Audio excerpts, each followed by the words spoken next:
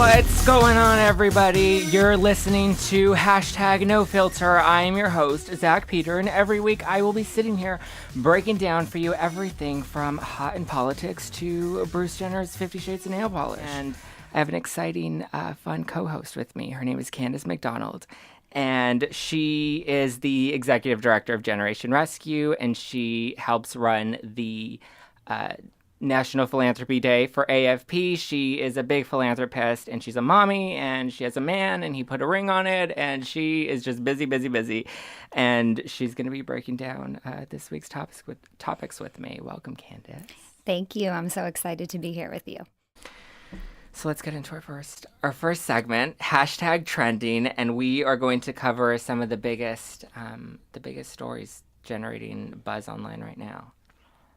So I think most recently, Pink was at, an award show? She was at a charity event at UCLA for a physician that she was close to. Yeah. And she was wearing a black dress that she put on in the kitchen, and she felt really good and had taken a photo in it. They were sort of shaming her and her body about how she looked. You know, she handled it in a really awesome way. Yeah, I think she handled it really well, and just kind of embraced her body. Or I think the one that I liked the best was Jennifer Garner, where paparazzi said that they saw a baby bump. And then she went on Ellen and she's like, yes, I have a baby bump. No, I'm not pregnant, but I had 3 kids. And yeah, I have a baby bump. There's a bump there. Deal with it.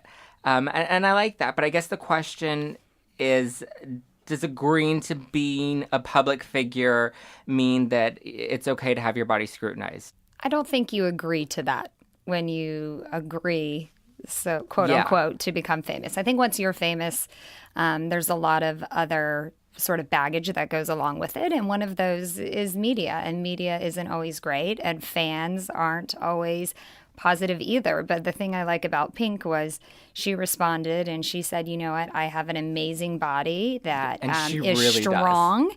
And I'm giving myself a break right now because I deserve that, because I've committed a lot to having this amazing body. And right now it needs some time off.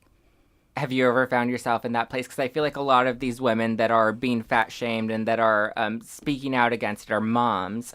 Did you kind of find that struggle after you had Bodhi? Absolutely. After I had Bodhi, you know, it was the first time in my life I had gained weight. I had never struggled with weight before just because I was a competitive gymnast in my childhood.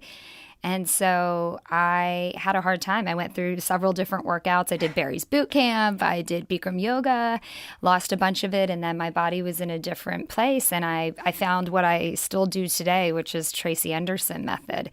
And I swear by it. I love it. It's my vice.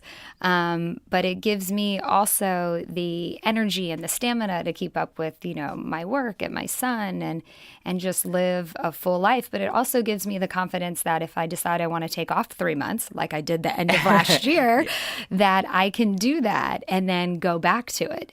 It doesn't mean that it's not hard to go back to it, but you still feel fulfilled in a way when you have that time off because you know what your body's capable of. Yeah.